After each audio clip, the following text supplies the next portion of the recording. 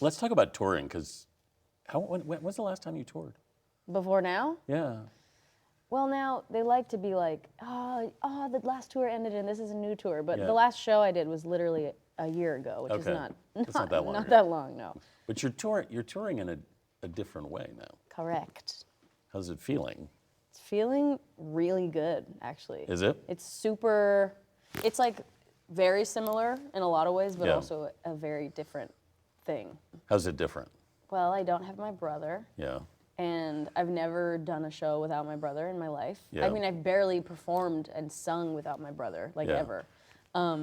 I don't have my parents on the road. I mean, they're coming out to visit, and that's Sure. been like amazing. But I don't have like the same kind of structure that I had before. And then Yeah. also, I'm playing in the round, which I've never done before, and that.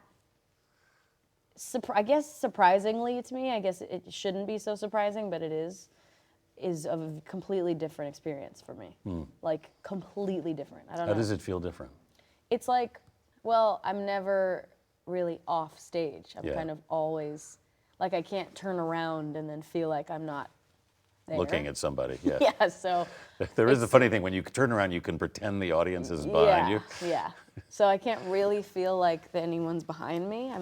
I'm always on the stage. Yeah. And also, there's just, everyone is everywhere. So I have to make sure that I'm like giving everyone an equal amount of like me. Yeah. And like I want to be even with that. I don't want to like Right. be, have favoritism in the crowd. But it's Right. been amazing. It's honestly like, what I do love about the round is that it seems that every single person in the entire audience has a good view.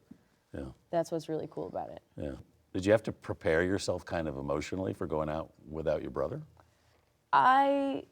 Yes, but I also didn't know that, like, we talked about that happening Yeah. like 2 years ago. Yeah. And it's been, a known thing within our family for 2 years. And Right. so I kind of was like, oh no, it'll be great. And it's what we both, it's what's right and whatever. And then like 2 weeks until I was gonna leave came, and we were both like, it was getting a little bit sad and just bittersweet and like Yeah.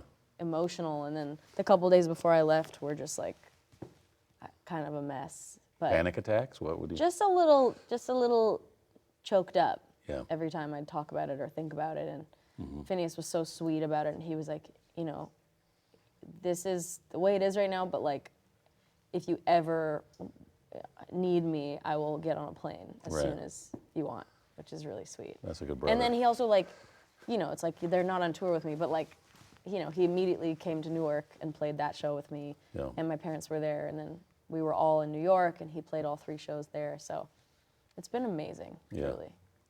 Once you got on the road, you were okay? Well, I really you know what? Instead of like preparing emotionally, like I did prepare emotionally, but the thing that I really did was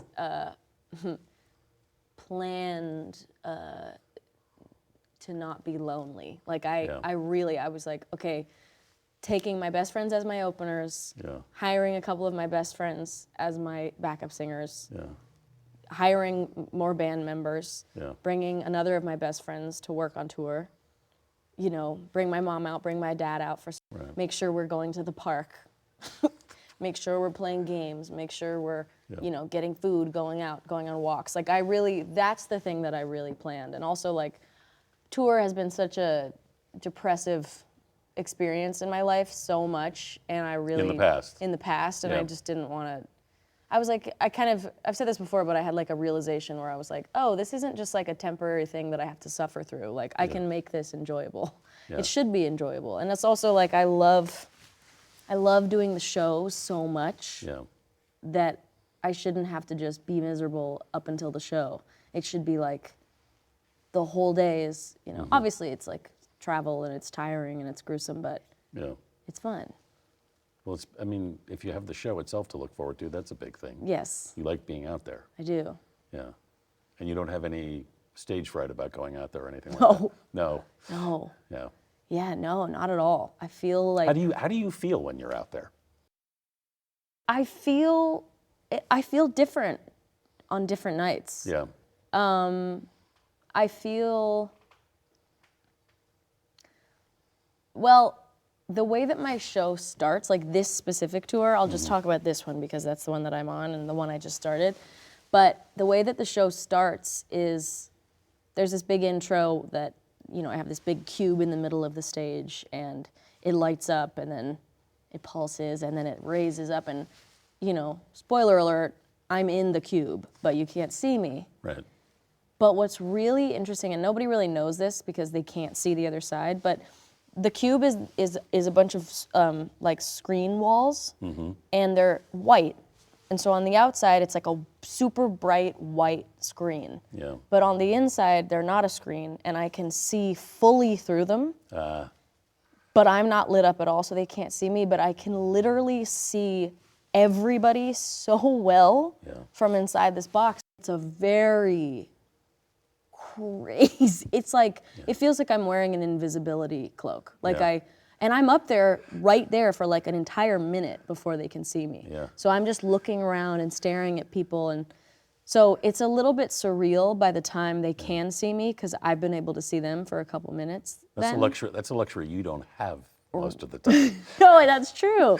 That's true. But it also makes me feel a little like I'm not real. So I kind of have to like remember that like, oh, now they can see me and we're together. But also like when I'm on stage, what do I feel? I feel so free in my body. Yeah. Like so free in my body. And I also really do not experience any kind of stage fright or even nerves really at all. Yeah. I'm like, is that good? I don't know. I think it is. A lot of people have it. Yeah, of course. And it feels totally natural. Of course. I mean, and some people will say if you don't have it, that's not there's something wrong. But I get it. I mean, it's nice that you don't. Mm-hmm. I think it's great that I you have like little pieces of it. Yeah. Like, but also I have it in random moments. But also it's like, it's less nerves and more just excitement and less like, oh God, what if it's bad? It's more just like, I need it to be, I want it to be like this and I'm eager and it's just more of like a adrenaline excitement and less of a fear or nervousness, That's great. Yeah, it's pretty awesome. When I think about how your music is made, in Phineas's basement, basically, Yeah. it's such an intimate, creative experience to go from that to, 20,000 people or whatever it is. Yeah, there's something super, like almost paranormal about like making music with your brother in your, family home or Phineas's home or his, the yard. And it's like, no one's heard it and this isn't paranormal. What I'm getting to is paranormal.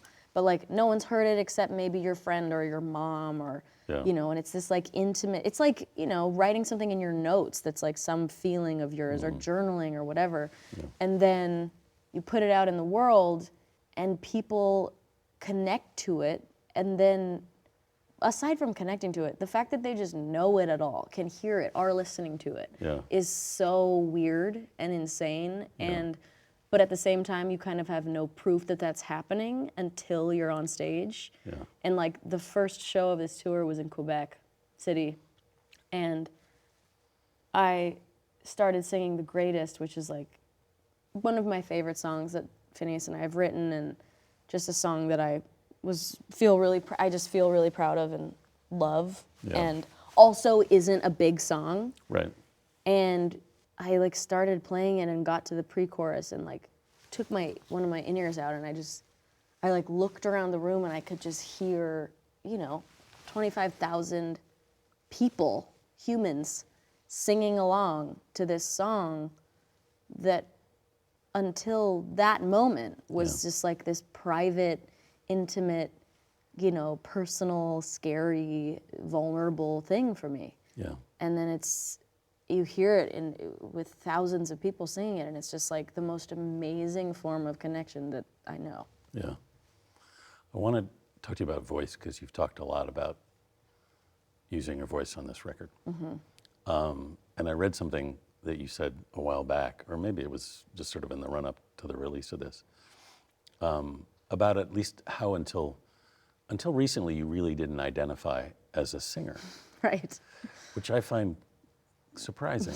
It's a little stupid, right? No, it's not stupid. I It's a just little think silly. it's just interesting that you didn't think of yourself that way. Well, let me clarify, because it's more that I've loved singing more than anything for like my whole life. Yeah, But it felt so normal to me that I loved singing. Like I didn't feel, yeah, it was never something that I, felt the need to, parade around. Like I Yeah. never felt like I had to. You never thought of it as a job description. Right, exactly. And I would never, like I remember growing up with kids who'd be like, I'm a singer. Yeah, And I remember hearing those words, and I'd be like, interesting, cool, okay.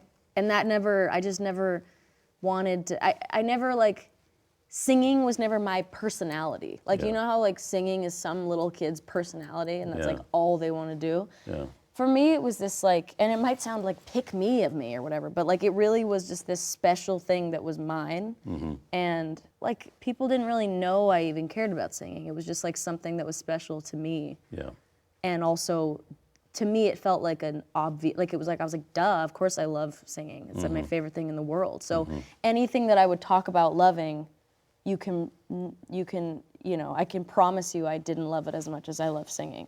And so to me, that was obvious. So I never really felt like I needed to be like, well, I'm a singer. That's part of my job description. One of the things I do is I'm a singer. right, And I also, was kind of told for so many years that I wasn't a singer because a singer has a big, powerhouse voice. Yeah. And, it was Who just told you you weren't a singer? the whole internet. Like, honestly. And Yeah. also every single, music, whatever those shows are called, like all of those audition music shows. Every single show that I loved so much growing up watching, all of those talent got whatever that I loved, that every judge on those shows would just be like, if you're a soft singer, then that's not enough. Like you can't, you need to do more. I need you to project, and I need, I need you to be able to belt these really high notes and do all these crazy runs. And so I kind of just thought I wasn't, like I couldn't do those things. And so I was like, oh, well, I guess that's not, like I watched people on those shows, have really beautiful, soft voices, and they get rejected because of that. Yeah. And so I thought, oh, okay, well then that means like I'm not a real singer because I can't really do that. So okay, whatever. I love singing, but I guess I'm not a singer. Yeah, And because I also sang kind of quietly when I started out, and people always said I whispered. That was the whole thing, that I whispered, and I was, it was really, really quiet and soft and stuff. It's like, yeah, there was a lot of like, oh, well, because of that, that's not real singing. So I always had this kind of idea that I wasn't really a good singer, but I honestly, like, it didn't really matter to me because it was just kind of an annoying thing, just like floating around. some weird judgment that people made. Yeah, but as I've grown up, my voice has grown up and gotten stronger and better. And about like 2 years ago-ish, I had never really done any like singing lessons aside from like growing up in a choir and stuff. Yeah, And I met someone who I started working with and doing singing lessons with. And I kind of had this idea that like, oh, if you can sing, then you don't need to do singing lessons. Singing lessons are for people that can't sing. yeah, And like, singing lessons are for anybody. yeah, You don't have to, you can just do them. yeah, And what I didn't really know until I started doing it was like, it's an instrument that you can practice and improve. And like, I can't even tell you how amazing the experience of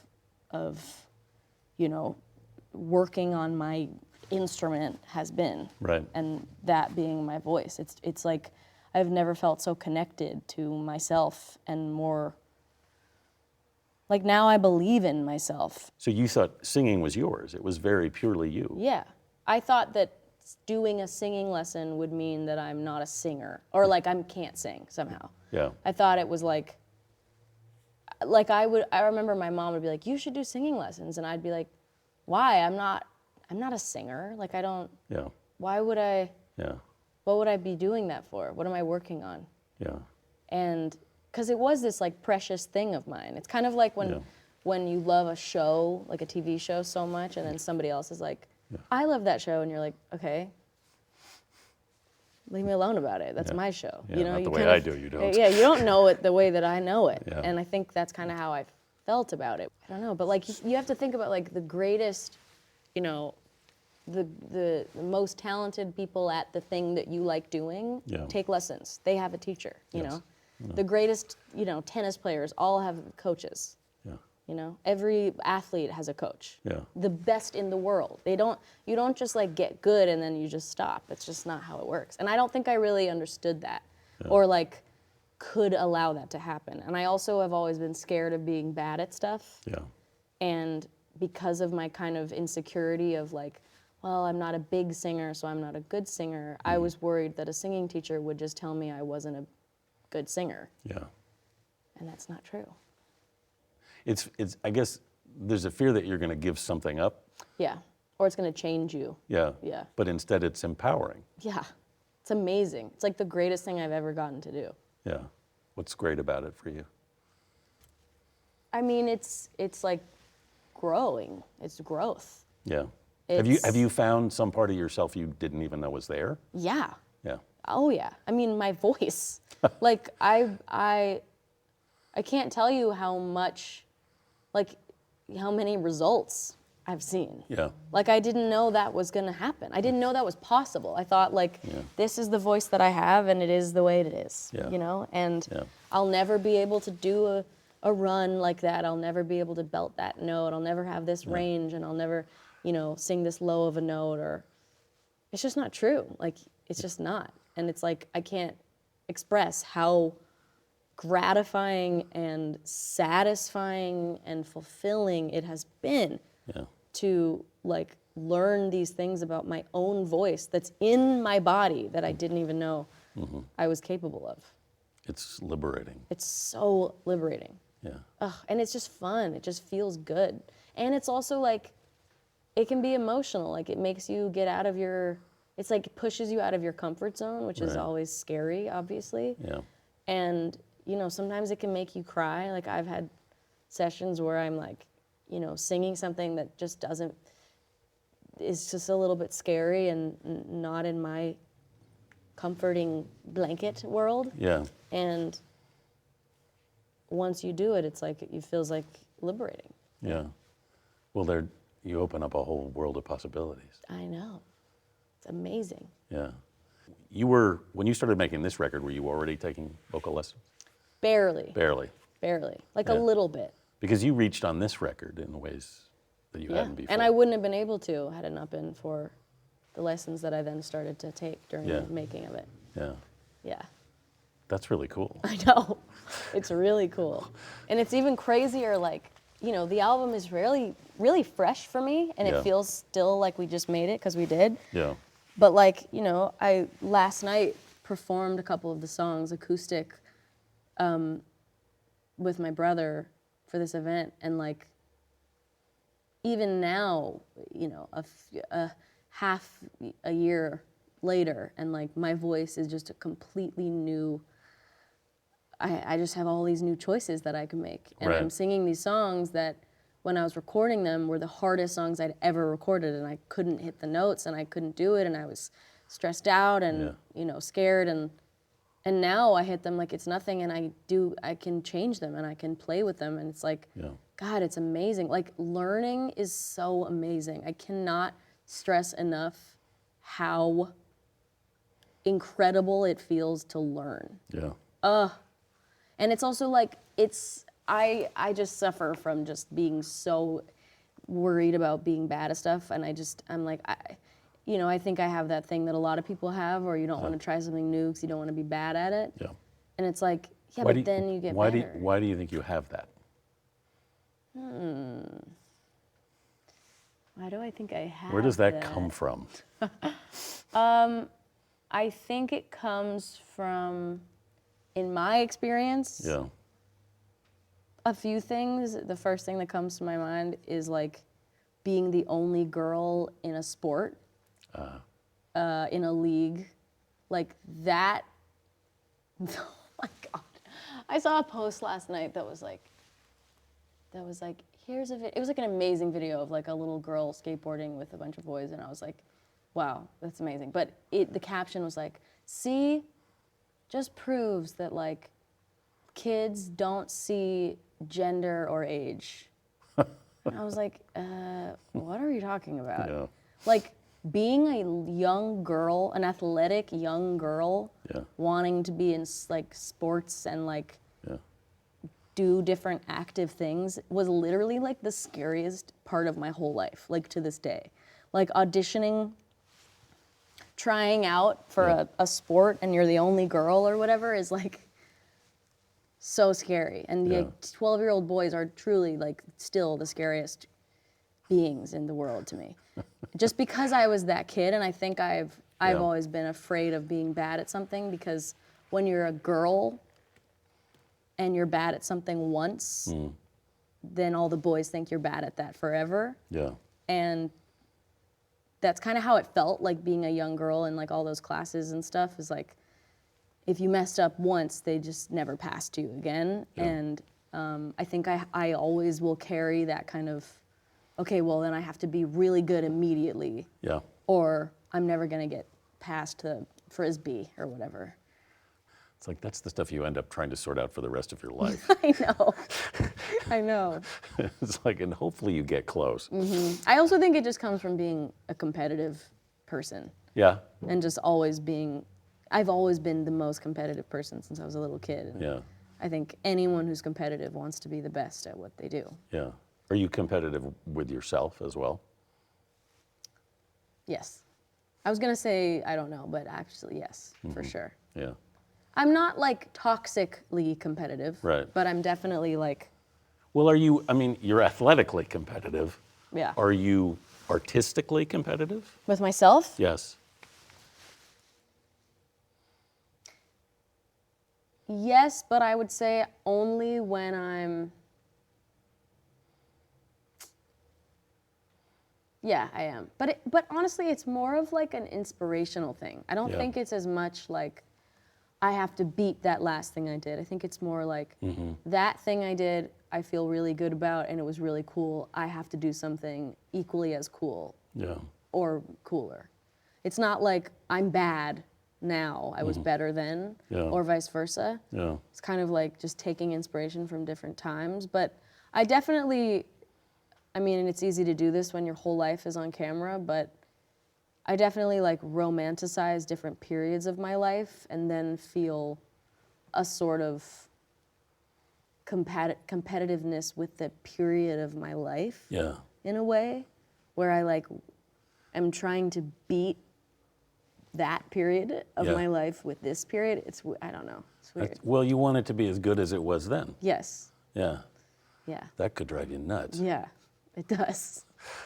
Yeah, and it's like all filmed. So. I don't know. I don't know how you do that. Yeah, same. So when you sit down to make a record, because I think so much of the challenge for an artist at various points in life is what makes them want to make something, Right. you know? Yeah. And a lot of times it's the chore of, you know, the order from the label that we need a record or whatever it is. Yeah. And from what I understand, you were never, at least until recently, you didn't think of yourself so much as a songwriter. Yeah. Has that changed? It's changed. I've had a lot of revelations recently, Yeah. and a few of them being that like, honestly, I've just really grown up around the most talented people, like my family. Yeah. You know, I have the most talented brother.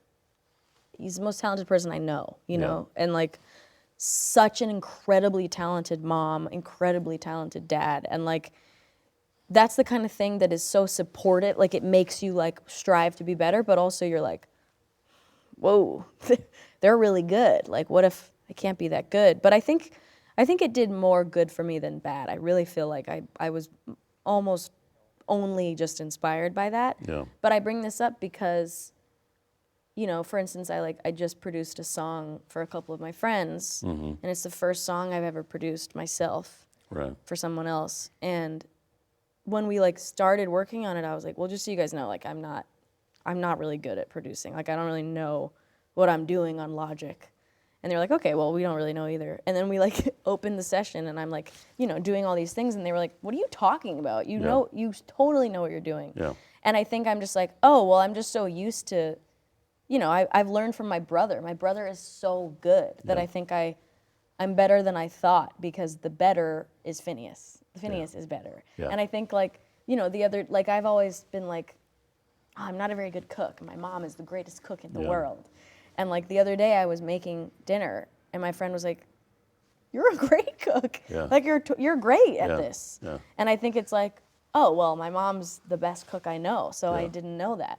And I think like with songwriting, I had a little bit of that. I'm with Phineas, dude. Like he's the greatest songwriter. And he's so fast and he's so smart and thoughtful and like just like hits it right where it's just like really amazing. And I think that the difference is that because I grew up with Phineas, you know, his passion is songwriting. Yeah. And my passion has never been songwriting. My passion is music Yeah. and performing and Yeah. singing. And songwriting is something that I do so that I can then sing it and perform it. Yeah. The people that I know that are real songwriters, and that's what they call themselves, they do it to survive. And for me, I do it to then sing. Right. And it's really interesting how many artists who would say they're songwriters first and they're singers second. I know. Yeah. I know. You don't have that feeling. I feel like I'm neither first. Yeah. I'm With this record, did your attitude towards songwriting change yes. at all? It did. It totally did. Yeah. And interestingly, to what I'm saying, like I did like way more writing on this album than anything ever. I mean, you know, I've been writing, but this is the thing I'm trying to say is that like I've been writing music since I was 11. Right. But because I wasn't as fast at it or it wasn't as good as my brother, I kind of thought, oh, I'm not a songwriter. Yeah. But the truth is, like, if I was an only child in a household with no music and no musicians, it'd be like, Billie is the songwriter. And, like, that would be the thing. I think sometimes when you grow up in the shadow of somebody who is very good at Really something, good. you cannot see your own talent in that particular thing. Totally. Totally get that. Yeah. Experienced a version of it myself. Yeah. But what's interesting to me is you're talking now about two things in the last year or so. One is you've discovered a part of your voice you didn't even know was there, and you've discovered you're more of a songwriter than you ever thought. Yeah. Where does that leave you? Great question. I will see. I don't know. I mean, it left me in a very daunting, intimidating album making process. Yeah. Because, you know, it was a mixture of, it was two things that were happening. It was like me being more inspired than ever to make music and Phineas being the least inspired he's ever been. And Phineas and I were, you know how siblings are, and families and relationships and friendships, everything does this, but like when you're kind of not in the same frequency, groove, right? Yeah. And so this was a period of time when Phineas and I obviously were super close and nothing was weird, but it was just like we were kind of just a little bit uneven in our kind of groove, like you said. You were in different places. Different places. Yeah. And I think also we didn't really know what to say. Yeah. And I think Phineas was, I mean, I know Phineas was having like a lot of kind of crises about feeling like he had nothing to say, Yeah. and like nothing he had to say was interesting. Yeah. And it was really interesting to me because that's how I felt for so many years. And I always had Phineas to like lean back on and be like, oh, well, I'm not inspired, but you always do it. You always get us there. And Right. you always bring the lyrics out of me. And In that moment, did you feel alone? yeah, totally. Yeah. And also that's not Phineas's fault. I mean, Yeah. I think why it was scary was I was like seeing myself in him. Yeah. And I was basically just, he was just being me from the last 4 years. Yeah. And so I was just like, oh my God, what do I do with this? Like, that was my role to be the kind of like, I don't want to make an album. Yeah. I don't want to write. I don't have anything to say. Yeah. And because that was kind of going on, and also because he could tell I was feeling inspired, we physically switched places in the studio without really even meaning to. Like, we made all of Happier Than Ever with him at the desk and me on the couch, like laying there. And, you know, it was an equal process. Like, we both made 50-50 of the album. But with this one, I was at the desk and he was at the couch for a lot of it until we both were at the desk and we were both doing the equal amount. And like, there were moments where, like, you know, it used to kind of be like we would sit there and come up with stuff, and if I just got a little, like, you know, a little repetitive and not coming up with anything, he'd just like come up with something, and instead he just waited me out until I came up with it. And it was so scary for me because I'd never really done that. And again, I've never really enjoyed the songwriting experience. Right. But What did you find when he did that? I found that I at first would be, you know, why aren't you helping me? Why aren't you coming up with anything? And then in just being given that space, I'd come up with it. And like, he kind of said that like with this album, he's always been so used to writing so fast and coming up with things super fast, but that doesn't always yield the greatest results. Yeah, yeah. It yields the quickest results. Yeah. But he has told me that like part of what he did for this album and writing this album with me was he just would wait a little bit longer until I came up with, you know, the idea. And then he would come up with like the great idea, and then I'd come, like, it was so, you know, saying that one of us made this album is just wrong. We both equally made this album. It's as much his as it is mine. And Well, I mean, a lot can happen in that silent space. right. You need that. Yeah, you do. You can't be creative if you have no room, Yeah, you know? yeah. You have to respect it. Because there's all kinds of stuff down there. All kinds of stuff. When we talked to him, I guess it was at the end of last year, like probably December, he had talked about how you guys had actually, you were at a point where you were actually pretty stuck. Oh, yeah. Yeah. And are you familiar with that place? Are you comfortable in that place when you get stuck? It never is comfortable. No. You never get used to it. You never remember it. Like, it happens and you're like, what the hell? Right. You're like, I'm never going to create again. That's really how it feels. Yeah, you don't say to yourself, oh, I've been here before, it's going to be all right. It feels like when you have a cold and your nose is stuffy, and you're like, my nose has never been not stuffy, and it will never be again. It feels like that. It really does. Yeah. And you also, like, can't remember how it felt to breathe. Like, that's how it feels when you have that kind of, you know, what they call writer's block. And Phineas and I kind of have this whole look and view on writer's block that writer's block is like kind of a mental state. Like, it's not really real. Yeah. Because you don't really have writer's block. You feel like you're not like overflowing with inspiration, and you're not making anything you think is good. But you can make anything. Like, you just might think it's really bad. Yeah. And, I think writer's block is something we hide behind when we're feeling insecure and bad about ourselves, and we're like, well, I have writer's block. And it's a very real feeling, but I think it's like so easy to be hard on yourself when you aren't feeling creative, but really it's like, sometimes you can't force it. Like sometimes it's like, maybe it's not writer's block, maybe it's your body being like, please go take a bath. Yeah. Like, God, go to sleep, Yeah. like we don't need to be doing this right now. And, or it's maybe today is the day you need to write something really bad. Yeah. And maybe it'll give you an idea to write something good. Yeah. It's like, there's no writer's block, there's fear. Yeah. There's fear. And I've suffered from that, an enormous amount. Yeah. And truly like making Hit Me Hard and Soft, especially in the kind of beginning, no, honestly the entire making of that album, but it was like December, January, end of 22 into 23, Yeah. where we were just completely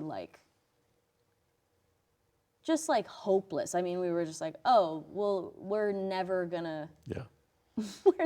make this. Yeah. We can't. We're not capable of it anymore. Yeah. We used to be able to make music, and that's probably because I was 15 and Phineas was 19, and there was something special about it. And now that we're adults and we have our own lives and people like us, like, we can't do it anymore. We've lost it. I genuinely believed that. Yeah. And it was terrifying, and it felt like I'd never felt it before, even though I had. Yeah. And it just took some patience and Yeah. talking about it and allowing yourself to be bad for a second. Mm-hmm. That is so important. Dare to suck, as they say. Just suck. Yeah. Also, boredom is part of the process. It's 100%. right? Yeah. I think you gotta leave your mind the room to just go inside of itself. Also experience. Go live a little bit. You don't have to worry about getting something done right now. You can go experience and have something to say. Something you said interested me, because you've talked about how sometimes you don't like yourself in relationships because you don't like feeling vulnerable. Yeah. How do you write songs then, if you feel that way? It's really hard. It's very difficult for me. Because songs are all about vulnerability. Yeah. Is that a conversation with yourself about opening yourself up and being willing to be that, or what happens? To be honest, I have a really hard time, two things. I have a really hard, if I'm writing on my own, Yeah. it's really hard for me to write about my own experience in the moment. And it's a million times easier for me to write about somebody else's life, somebody else's view, something that happened to somebody else, or even something that happened to me years and years ago. Yeah. But it happened. I'm not in it. And So you can write about Barbie. yeah, I was gonna say that. When we were in that complete dead patch of we can't make anything, we saw that movie. And honestly, Greta said something to us in that period of time. She was like, I know you guys are in this, album process, and I'm sure it's really challenging. And honestly, sometimes I like to have a reason to procrastinate, or a little Distraction. a little other, what's it called in video games when you have Oh, a little side hustle or whatever you call it, that's kind of, she said that. She was like, sometimes it's nice to a side quest, there you go. Yeah. She was like, sometimes it's nice to have a little side quest that you have to go on to then get back to what you were doing. Yeah. And that really, honestly, I gotta give it to that song, that song really kind of sort of saved us a little. I mean, really brought us out of a uninspired hole. Yeah. Honestly, it's why Phineas and I work so well together. Is that it's hard for me to see what's going on in front of me. Yeah. And Phineas knows me better than anyone, and I know him better than anyone. And the reason I can be so vulnerable is because it's my brother. When I look at videos of us writing music, it's literally almost the entire video is just me being like, well, and I also feel like, you know, if I did this, then this would happen. I also feel like if I said, you know, when I do this, then this happens. And it's like, as I'm saying that, Phineas is like, well, then what if you just said it like this? And then I'm like, oh, what if I said it like this? And then I rhyme it, and then he adds another word, and then we find another. Yeah. And then it's like slowly you're being more honest than you were even being in your conversation, because, you know, you're being seen. I mean, I wrote a song recently alone, or wrote a verse alone, that I wrote so fast and felt so proud of, and it was a verse that I wrote about my friend from the perspective of her friend. Okay. That she was having, you know, some sadness with. Right. And I sent it to her, and I was like, hey, I just wrote this verse from the perspective of your friend that you're really sad about, to you. And she was like, what the hell? But that is where I think that's where I just thrive, is like seeing people and seeing others. And Well, then sometimes you reveal parts of yourself in you doing totally, literally, when I wrote that verse, that. I, like 2 days later, was like, oh, this is exactly the situation that I'm in with somebody that I know. Yeah. And I didn't even really put that together. Yeah. I mean, it's the same with like, What Was I Made For? I mean, that song we wrote solely from the perspective of a Barbie doll. Right. And I was like, no, it's about Barbie and Ken. It has nothing to do with my life. Genuinely. And then, you know, a couple of days went by, and I was like, oh, this is exactly my life. Cool. Literally every word. So, I don't know. I think the honesty is subconscious. Yeah. I don't think I'm meaning to do it. And Yeah. I think that if I'd mean to do it, it's too vulnerable. And I will also say, Yeah.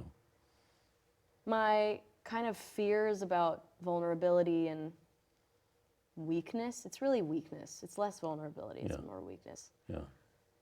I have found that indulging in being vulnerable and being known and,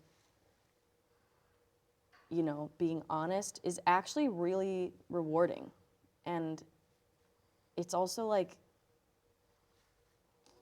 can be really fulfilling and actually make you experience more love than you even thought. Yeah. And like closing yourself off to things, you know, we close ourselves off to things because we're scared of like getting hurt or hurting someone or something involving pain, you know? And the truth is, yeah, that's always a risk, but you have no idea how much love you can experience if you allow it.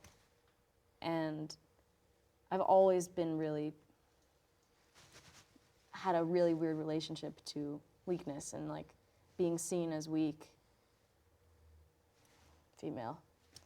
And I think that in just submitting to that and just being like, you know what, maybe I'll be seen as weak and I won't win this, but I don't need to win anything. I am a person that is capable of loving and being loved, and that is all I can do. Well, and it's all in how you define winning, isn't it? Isn't it? What do you define winning as? Depends on the day, right? I would think you would have to accept vulnerability to do what you do, because otherwise, how could you walk onto stage? Yeah.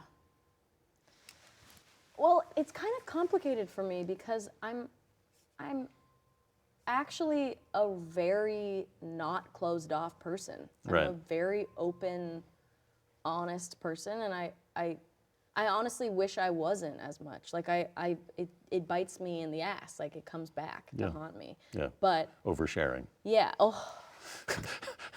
I'm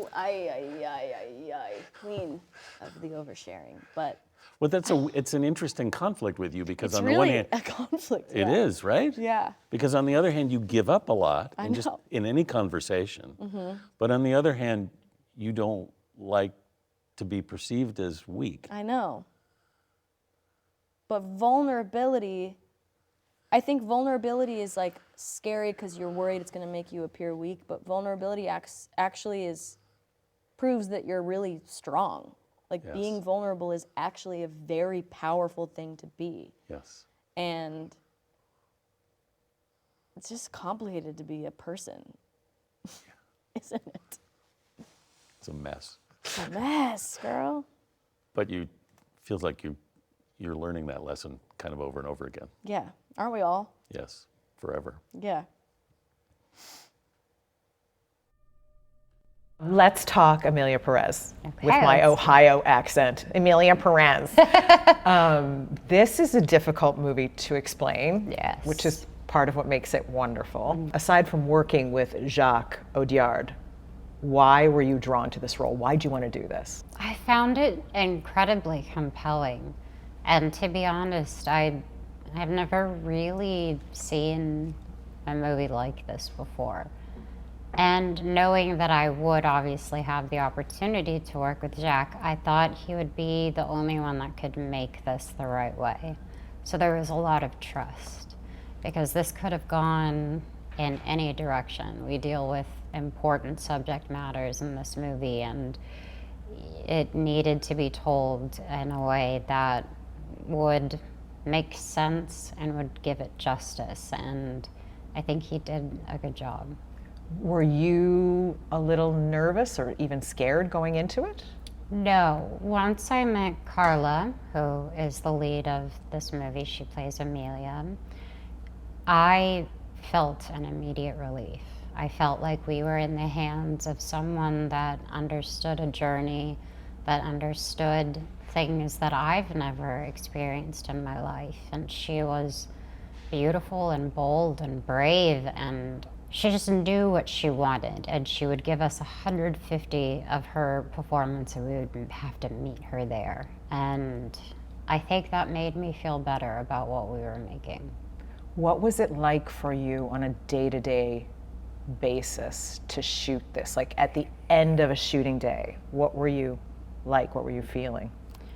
Usually a little sore from the dance numbers, but I was very happy. I mean, this whole experience was really transformative for me, and I felt, we lived in Paris for a while we shot it, and the people I was around, I couldn't have been luckier with their support and their wisdom. It just felt so right. So I don't think I've ever been this proud of something in the acting field. Really? Yes. Why do you say that? Because this story is original, but it's also a story that a lot of people walk through. So the way it was told was artistic and audacious and beautiful, but it is a true element where people crave and have a desire to live their life authentically, and whatever that looks like to them should never be judged. And I thought that we did a good job encompassing that. There are such powerful, important messages in this film, and yet at the same time, there's a lightness to it because of the music and the dancing. Mm-hmm. Did you feel that doing it? It's like this tug of this darkness and then this beautiful light. Yes, and I think that was really special to play with.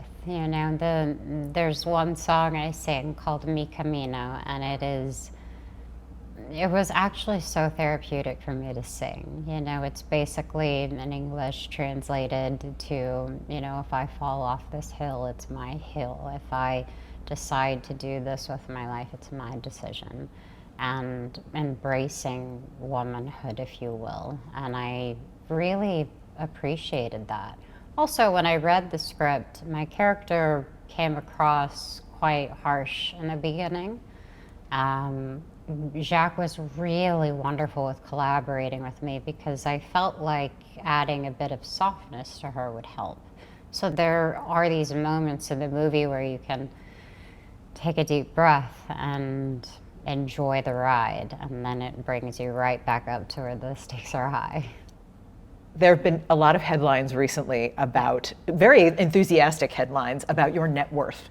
And I know you don't like to talk about money, but I bring it up because it's remarkable, especially come from money at all.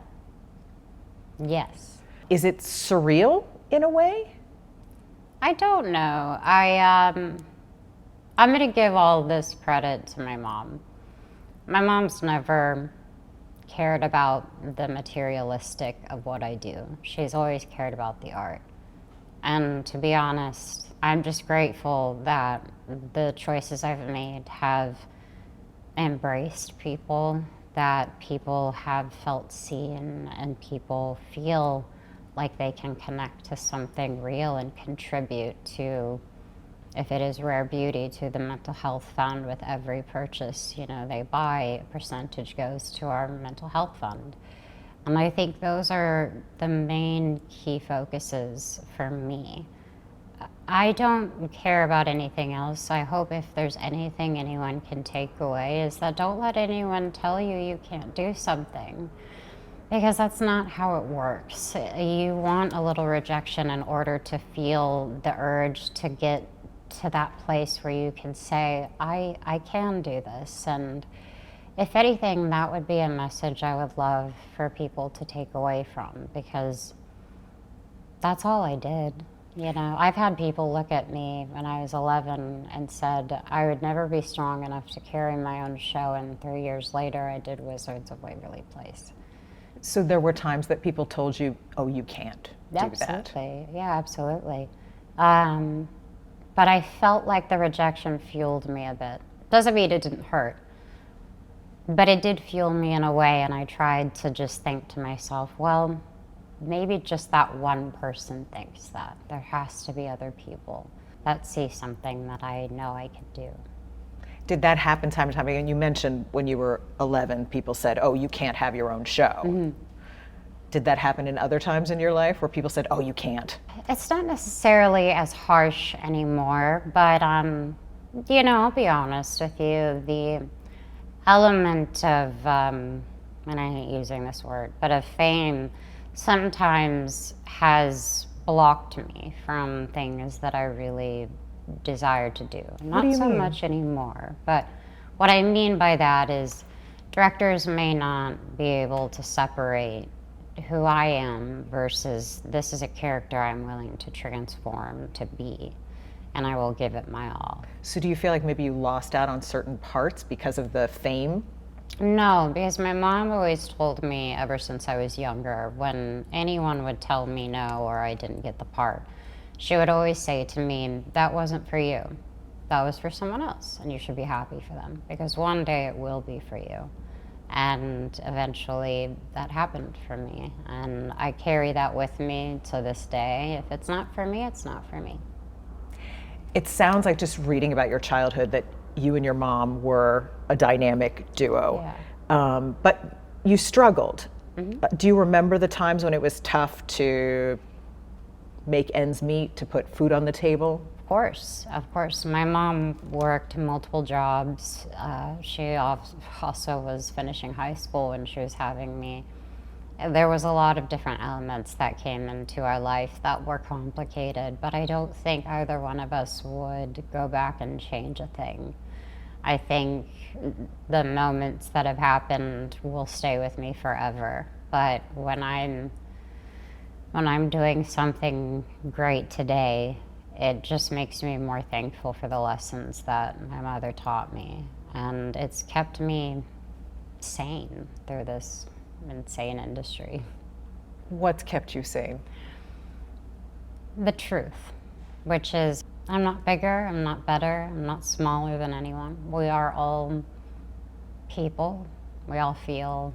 We all understand what grief, loss, pain may feel like, and nothing can separate us from the mutual understanding of human life, of how life can just take you in a million different directions. And if anything, she's instilled hope in me. Hope. Yes. You've talked about how there were times that you guys were going through the couch cushions looking for quarters. Yes. Well, it only happened 3 times. Sorry, Mom, to blast you, but just one story brief. We were on the highway and we ran out of gas, so we pulled over. And I remember being, I'm sure I was maybe 5, and we were looking for, just some change that we could make for gas. And here's the thing, my mom never made me feel like it was a bad thing. My mom made me feel like we had the world, and we were very lucky to do that. And sometimes it looked differently than maybe people I grew up around having a bit more of a privileged, or just a different life than me, I should say. And those moments I look back at not with pain, but with proudness, knowing me and my mom definitely went through it, but we're really grateful for where we are. It sounds like she almost made it seem like it was an adventure rather than, oh, we should worry about this. Is that true? It's actually true. My mom always thought life was bigger than where we grew up. We tried to explore different places, and she was very open to life in general. And she showed me that there is a life bigger than just being a girl from Texas, which I'm very proud of being, but it is lovely to have someone that wanted more for me. That's wonderful. So you were on TV from the age of 10? 7. 7? Oh my goodness.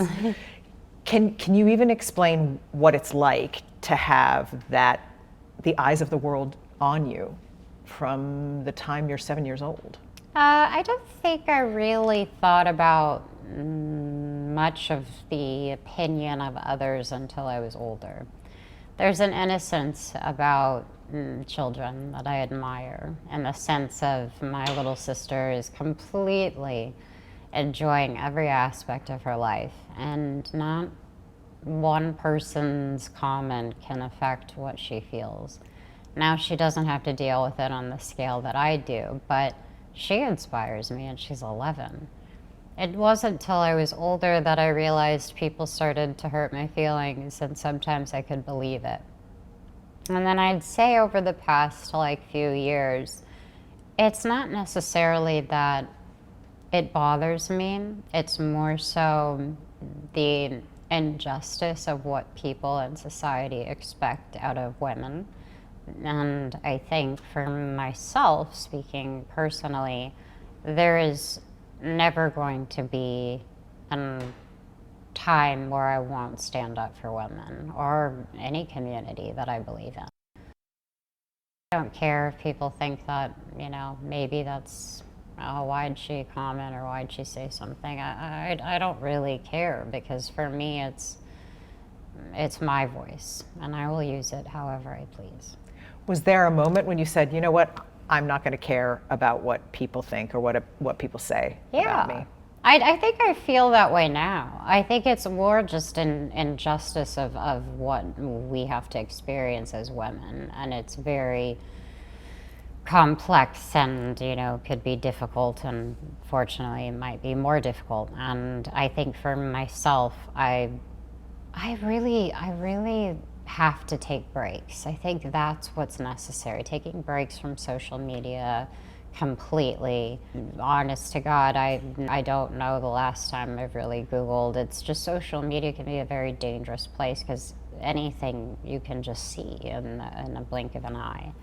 And that can be a little scary, and I feel for the younger generation deeply, because this does affect people, and especially younger audiences. And I try my hardest to encourage people to realize that their whole life is not right here. Their whole life is when you put the phone down and you see everything else.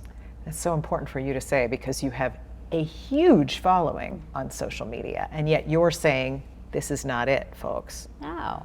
I mean, I post my highlights, and I'm very grateful for them. But that isn't what life is about. There's a whole world that wants you, and there's a whole world to explore, even if it's just taking one day off of it and taking a walk. It doesn't have to be grandiose. It can be something that's simple. And you made a point of taking breaks from social media, saying, that's it, I'm stepping away. Definitely. And if anything, I just hope it encourages people to maybe do the same thing. Again, it doesn't have to be dire. It can be something as simple as taking 3 hours away from it. I just, I care deeply about mental health, and I care deeply about our youth. And my sister's 11, and my generation younger than me.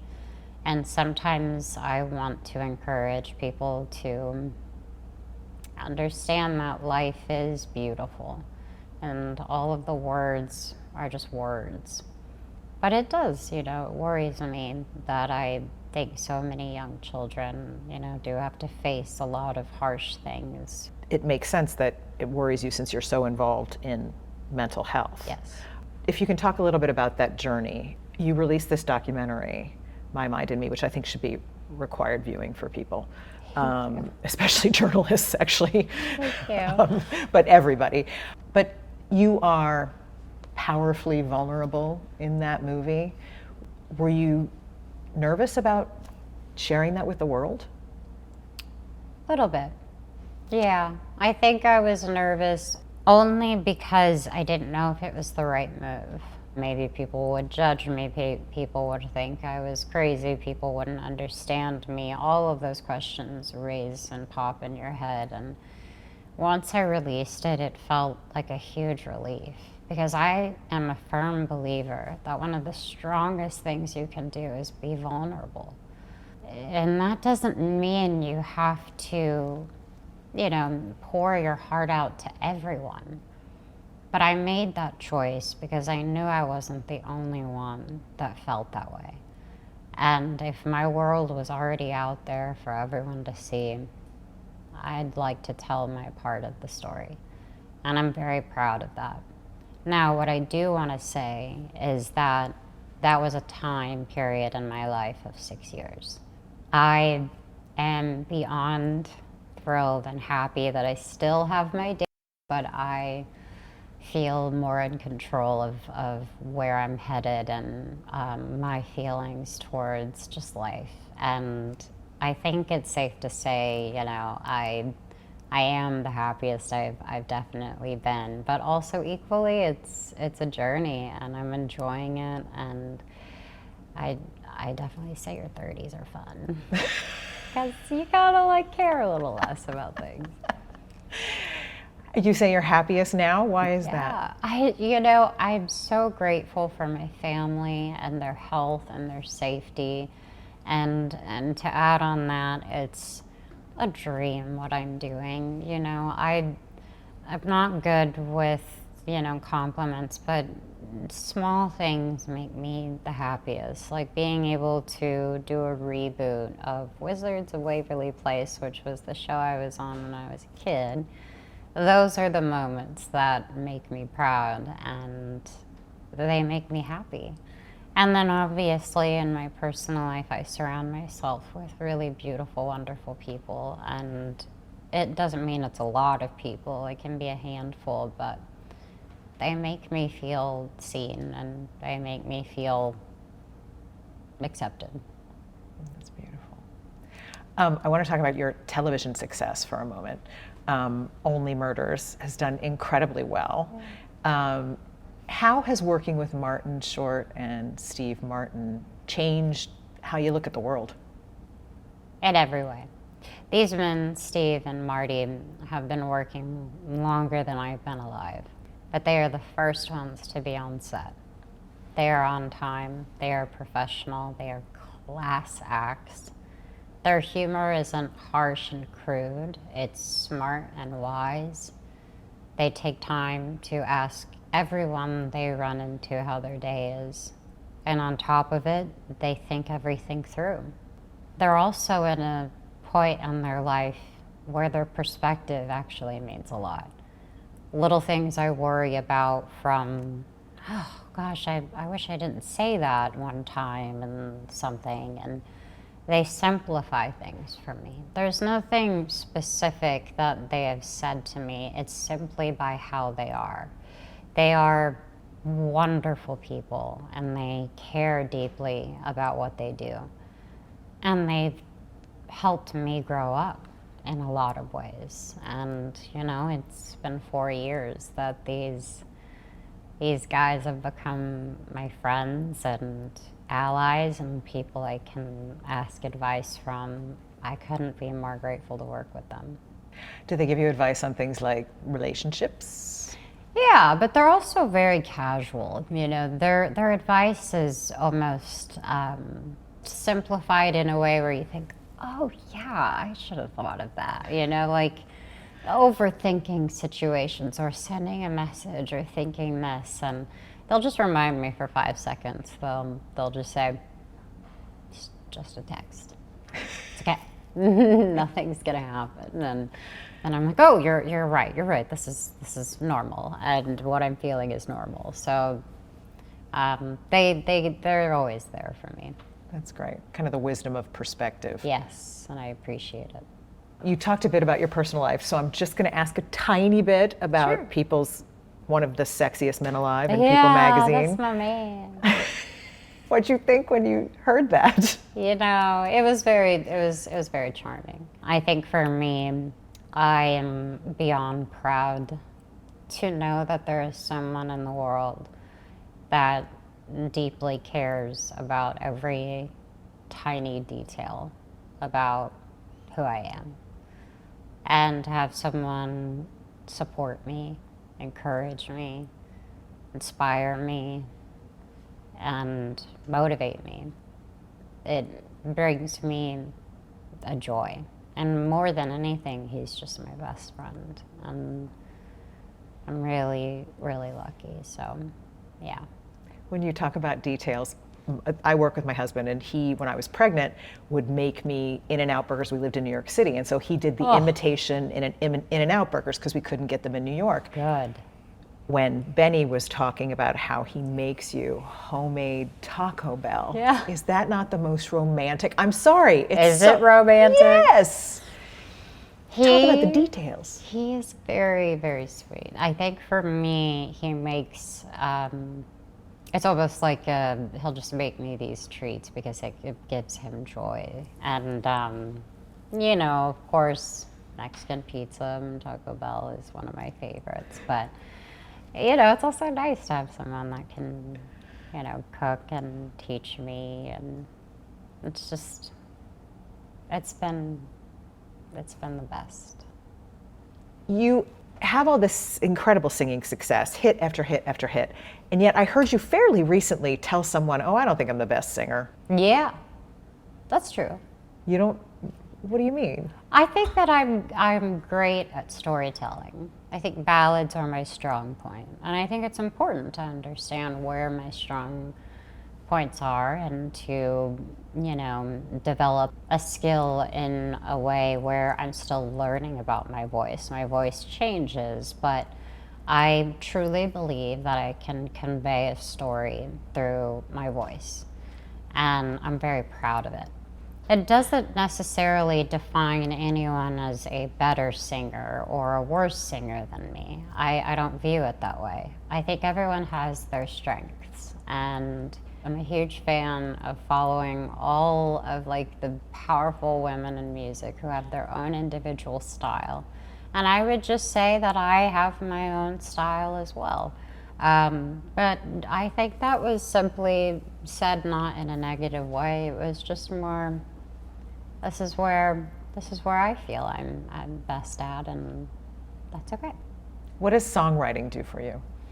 Songwriting is very cathartic. It feels really nice to be able to express whatever emotion I'm feeling, but also have wonderful co-writers that can help me interpret that. It's usually just a bunch of words and thoughts that I can't control, and then narrowing it down to create and craft a really beautiful song is like a complete high. You get so happy from creating something that is beautiful. And sometimes that's, you know, a day or 2 or 3 days of work. But one of my proudest moments as a songwriter was Lose You to Love Me, and that took 45 minutes. 45 minutes. It was the fastest song I've ever written with Justin Tranter and Julia Michaels, and it was beautiful. It was haunting, and it was a huge release, because music should be that for people. They should feel, hopefully, moved, compelled, and not alone. Again, I go back to that, but that's just because there's a lot of people out there that I don't want to ever look at my life and think that it's perfect, because, you know, everyone has something they go through. So it's important for you to say, hey, I'm like you? Yeah. I mean, of course, because I am. I don't think there's anything different. I just talk about having Taco Bell, the shoes I'm wearing, like cozy from Target. I love my life. I think people have misconceptions sometimes of Like, life, of people in my position. But I give all that credit to my mom yet again. She just always made me realize that I am proud to be who I am, and I should be. you are intensely busy. And there's a part of me that feels bad, because I know that this is probably not one of your favorite things It's to do okay. the interview things, and I'm taking your time. Oh. But how do you handle those intensely busy times now? I think how I handle busyness is actually pretty helpful for me. I think over the years I may have developed a bit of an addiction to my work, and I have had to learn to enjoy taking breaks. Have you had to force yourself to take breaks? I have. And they were a little uncomfortable. So, as exhausted as I may be, and maybe it's just a really rough day for me, the moment I need to take a seat and speak with someone, I do it because that's connection. And one of the most powerful things to me as a human is connecting with people. I think it's crucial, even if you're asking someone how their day is. I just think having connection is beautiful. So I'm able to show up.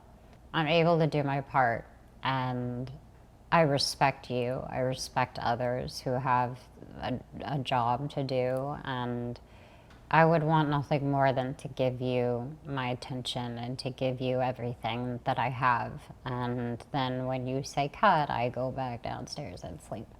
So that's basically how I look at it. That makes sense. I ask this of everyone, and it's a simple question, but I still think it's an important question. What are you most grateful for? I am most grateful for my health and my safety. I'd probably put my family before me. Things come and go. Materialistic stuff is here one day, gone the next.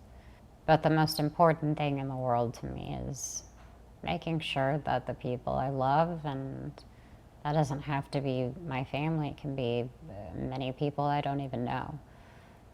I think for me, that's exactly what I'm grateful for, is hopefully bringing some sort of influence and safety to people.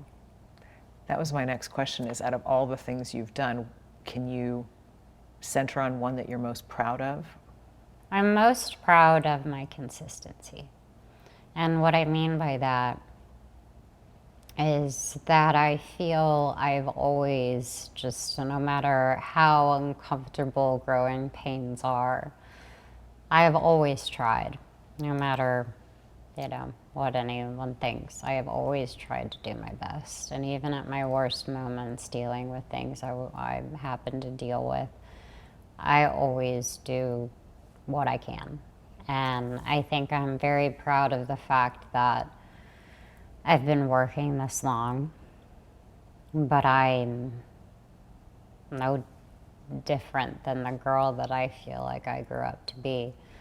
I love pranks. I love scary movies. I love Taco Bell. I still feel like I'm that girl, and nothing can take that away from me. And there's no, there's nothing wrong with, of course, every now and then you put on a pretty dress and you're like, okay, I like this.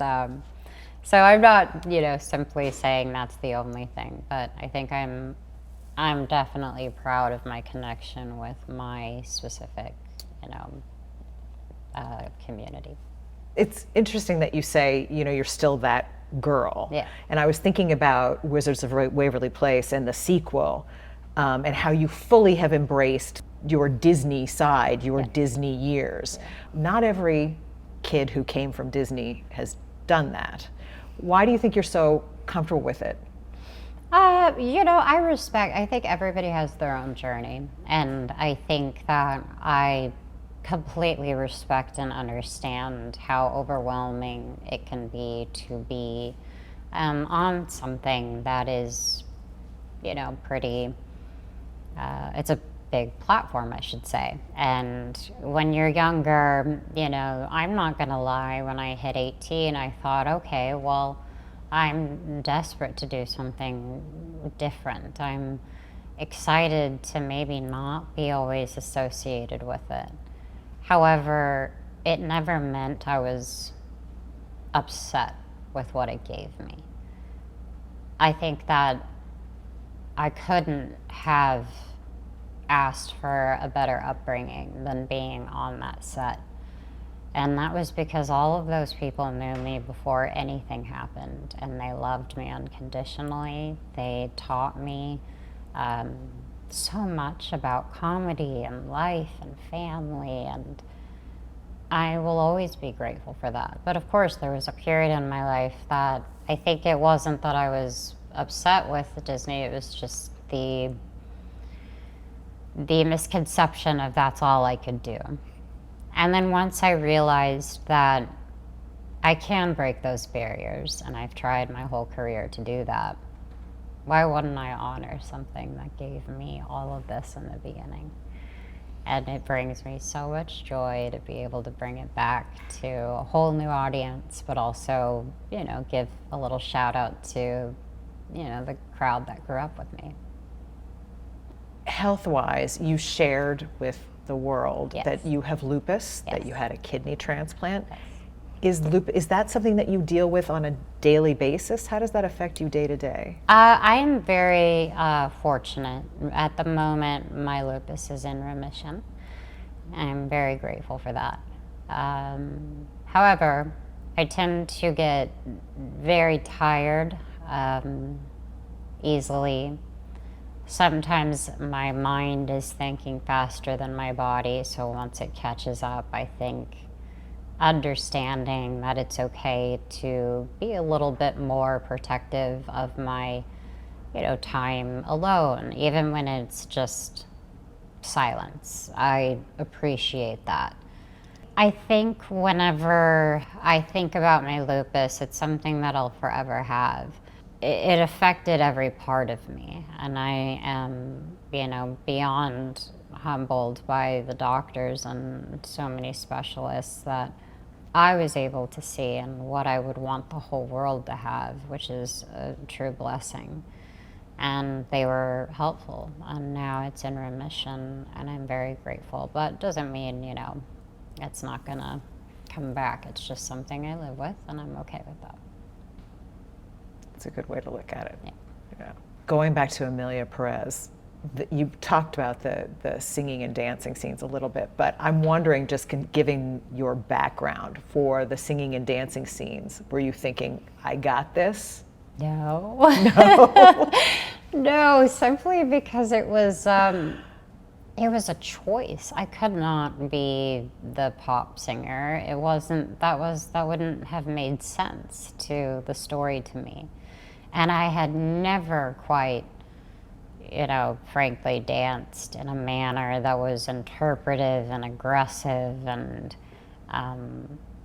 fun and vibrant, and that was a whole new experience for me. I mean, I was moving my body in ways like flipping my head, and It was a blast. I got to learn a lot from that. So I had to leave behind what I'm used to and just kind of succumb to Jessie, my character, and really let loose that way. For those really emotional scenes, there's a scene where you're left. What did you draw on for those? You know, I actually felt really safe with the other actresses. And Edgar, who was one of the actors in the film, they all allowed me to talk to them about where I felt I should go. Meaning, leaving home was a good example. I had to leave my family in Texas to come and pursue what I wanted to do. And that was one of the hardest things that I've ever done in my life. I luckily have convinced most of them to move here now, but still a few I gotta get. I just think that that's what I was thinking of in that specific scene, where I knew this was my dream and my goal, and I was willing to just fight as hard as I could for this. But it was at the expense of, not necessarily seeing my family every day. But I see them now. I can see that it's okay to pursue something that you want to do. If that looks different, it scares you, that usually means you're onto something great. But that must have been really scary because you were young, and to strike out kind of on your own. Yeah, and being 13 is already such a interesting age, and puberty and going through life, so I'll never forget that moment. But that's actually specifically what I kind of drew from when I was doing that specific scene. That feeling of being alone. Yeah, just saying bye to what you're used to. You've had so much singing success, but is acting your first love? I think that a lot of what I've said about both can be a little confusing. Yes, when I was younger, I truly had a passion and a love for TV and film that just made me eager to want to do it. My mother was a theater actress, so she would do a lot of plays.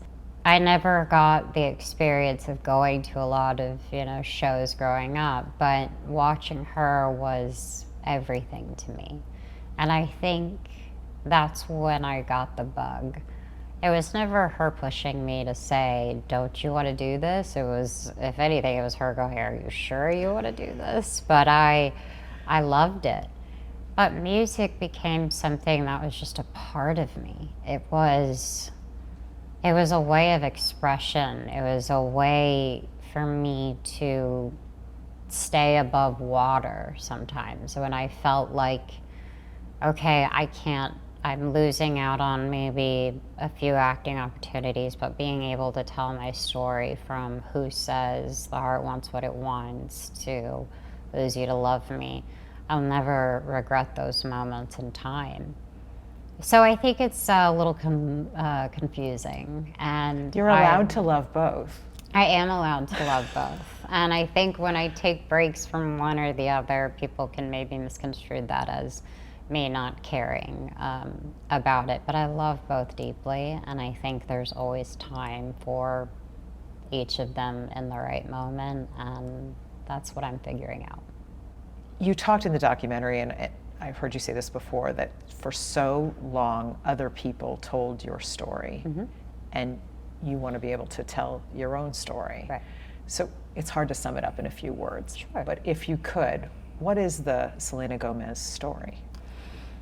It is pretty similar to a lot of what people walk through.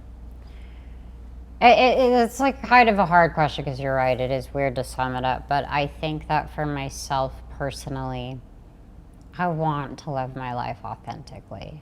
And people narrating my life that, especially in moments where there's no truth behind it, really makes me want to stand up for myself. And I think taking control of that, saying, okay, you're not going to shame me for going through a difficult time. I'm going to hopefully stand up and say, yeah, I'm not doing that great, but I'm okay, and I'm going to get through it, and I'm going to do all the steps necessary to get through it. And that was my journey. My journey has always been trying to show up, trying to always explore life, and my mental health is everything to me, and I think it's one of the most crucial subject matters that sometimes we ignore, and it's very prevalent, and I will always be a fighter for those rights, for people to have a better place and a safer place to say, hey, I might need some help right now. You shared your bipolar diagnosis with the world at a time when a lot of people weren't talking about that. Right. Might not have even understood what it meant. Mm-hmm. And I think that was okay for me. I'm not sure I need anyone to understand, but I know that there are millions of people that do, even if they're not sure. Because for the longest time, I wasn't quite understanding of my emotions, and trying to figure that out was very confusing. At times, it was hurtful. It would be really sad. But once I realized and had the knowledge of what was happening to me, it actually made me feel so much better. To have a diagnosis. To have a diagnosis. It made me have a whole level of compassion for myself that I never had before. That I would be upset with myself for being sad. I'd be upset that I wasn't as happy as other people. And then when I was able to work with people and figure out what that looked like, and it came out with, came up to being bipolar, I didn't find that scary. Did I think people would judge that? Of course. Unfortunately, people still don't understand it. But I'm not going to be someone to stay silent on it.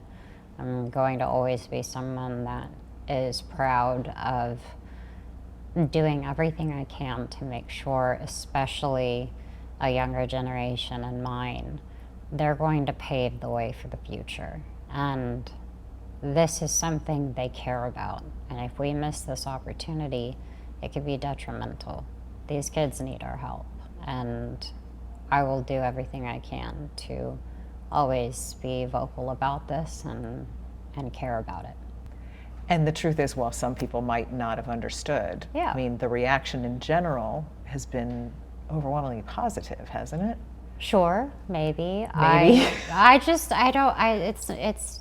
not that I really need anyone's approval. I think I'm okay with where I am and who I am, and I'm glad. I'm glad that I finally got there.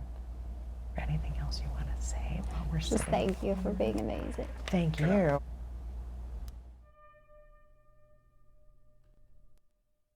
How long did you spend on this book? Half of my adult life. Well, you've been writing it really since you were a child, but Right. But no, I mean, I wrote it it was 3 times. yeah, But it was never right yeah. until the last time. And I think if I'd done it 4, it would have been perfect. But it's like me. Yeah. What did you want to say with this book? In the beginning, I didn't want to say much. I just wanted to, say as little as I could. And then at some point, I just thought, Cher, do it or give the money back. Yeah, And you've got to do it, Yeah. And I didn't want to give information because you could go to Wikipedia. I just wanted to tell stories yeah, because I think stories are interesting, yeah. but information is not. Mm-hmm. I didn't have a burning desire to do it. You didn't? No. So why did you do it? Well, I don't know. Like everything I do, I thought, well, this might be fun.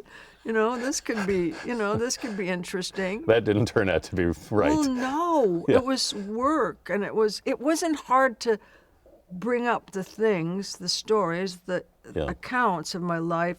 We just had to do it, and it took so long. And also, we were way past the timeline. Yeah. I mean, we're like 5 years past the timeline, Yeah. and they just kept saying, Cher, Cher, Cher. Where's this book? Right. But then when they started reading the third time, they were really happy. They were still upset that I was about to miss everything. Yeah. Is any book ever on time? I don't know. Was any part of it hard for you to revisit? No. Okay. It was hard to explain Yeah. some things. I agonized over some of the things because people might still not be able to understand some of the things. Yeah. Like your relationship with Sonny. Yeah, I mean, people have such a hard time. And like something that bothers me, but I understand it, was like, was the Sonny and Cher show fake? Were you just faking it? Yeah. I mean, the time at the end was rough, but we weren't, because we had so much fun together on that show. We had so much fun together, and I felt relieved because I was equal, Yeah. but not at home. So at home, I wasn't really happy, but we were working most of the time. When we were working, it was joyous. Your childhood was a crazy ride. What was it like to go through? Go through it. Yeah. You know, when you're a child, you just think, oh, I don't like this, or Yeah. I wish this would stop, or I wish this didn't happen. But also, you're doing it, you're doing it, Yeah, you're yeah. doing it, you're doing it. It's not like this. Right. So a lot of it was hard, and some of it I didn't know. What do you mean? I didn't know I was in the orphanage. I didn't know I was in other people's homes. Yeah. You know, I mean, I had heard that these two women babysat me, you know? Yeah. But then my grandmother, one night when I was like 30, came with this lady that I'd heard her name my whole life. Yeah. And the lady brought a high chair Yeah. with Bambi on it. And she said, when you used to live with us, that was your high chair. I was like, what is happening? But I was getting ready to go on stage, and I just said, you know what, save this for after stage. You can be upset then. Yeah. And it was the surprise of it and the, well, what do you mean? You start the book talking about this photograph of you in the orphanage. I never saw it. You never saw the photograph. My friend Paulette saw it, Yeah. but I never saw it because my mom just couldn't get there. Get there. What do you mean? She couldn't show me. She didn't want to talk about it. Yeah. But then she told me, because I just said, Mom, you got to come off of this. You know, Yeah. I need to know the information. Right. And I'm not going to be upset. I don't care. Yeah. Whatever. But, you know, my dad did it. It was in Scranton, Pennsylvania. Yes. What were we doing there? Yeah. Like, why did he pick that place to drop us off? Yeah. You were how old? I was a baby. My mom said when I went in, I wasn't standing. And when I was there, I was standing, but like holding on. Yeah. And she used to come and visit me like once a week. And you have no memory of it. No, I was Yeah. a minute old. Yeah. But you also say all your life you've had a fear of abandonment. Yes, and I also have a fear of not knowing where I am. It's not exactly a fear, but sometimes I wake up and I don't know where I am. And of course, I picked a job where I don't know where I am most of the time. Where do you think that comes from? I think it must be from all of it. Yeah. You know, because I was not living with my mom, I think, until I was three and change. Yeah. It's like you go, you're dropped off, you don't know the people. Yeah. Then you're taken and you're dropped off, or you don't know the people. Yeah. I mean, they were friends of my grandmother's, thank God. Yeah. Not that my grandmother was so friendly with children, except with me. Yeah. How do you think that affected your relationships? I always leave first, Because you don't want to be left. I guess. How early do you think you were conscious of that? Of what? Of that fear of being abandoned? Oh, I don't think it was until later. Mm-hmm. I don't think it was when I was young. Except I know this. When my parents used to go out to dinner, Yeah. when my mom married my dad, not my real dad, but my dad, Yeah.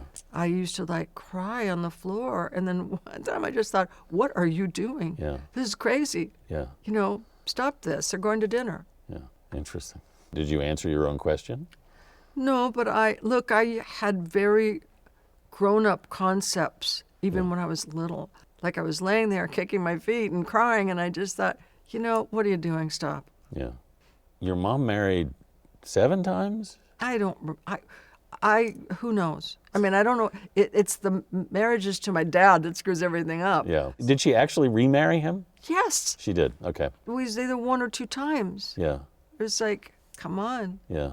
It's not working. You guys, it's not a marriage made in heaven. I had a hard time keeping track of it in the book. You must have had a hard time keeping track of it. You know, I never really cared that much about the number. It just was like, these are too many times, Mom. Yeah. You were really close with your mom, though. Yes. And we fought like crazy. Yeah. And I realized afterwards how close we were and how much like her I am and how different. Yeah. How are you like her? I have the same sense of humor. I get upset about the same things. It's just, I just feel it, Yeah. you know? But you don't ever temper. I don't have the temper. Yeah. I don't have the family temper. I got out of that. Mm-hmm. Why were you so close, do you think? I don't know. It just, also, maybe it was because I didn't get to be with her.